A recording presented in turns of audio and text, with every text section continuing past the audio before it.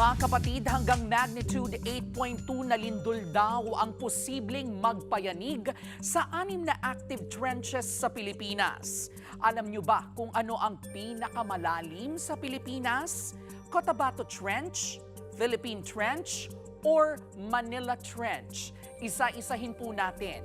Simulan natin sa Cotabato Trench. Pagwawasto lamang po mga kapatid, may lalim po ito nga abot sa 5,700 meters o halos 6 na kilometro.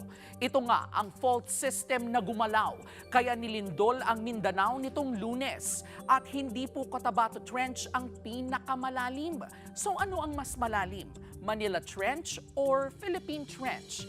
Ito na nga, ang aktibong Manila Trench na nakapwesto sa western coast ng Luzon at Mindoro ay may lalim na 5,400 meters. Opo mga kapatid, mas malalim pa ang Cotabato Trench kaysa sa Manila Trench. Ito pong matindi.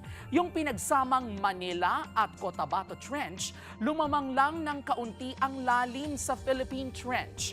Umaabot po ito sa 10,540 meters. Grabe! Kumbaga, lalamunin nito ng buo ang Mount Everest. Usapang lalim pa lang po yan ha, kung usapang haba naman.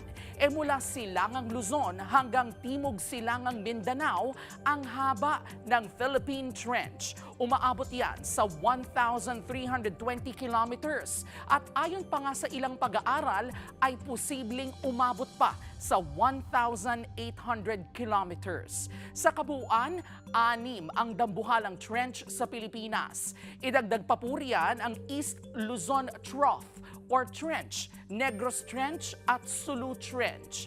Mga kapatid, hindi po nape-predict ang lindol. Pero oras na tumama po ito, importanteng alam natin ang mga dapat gawin. Duck, cover, and hold.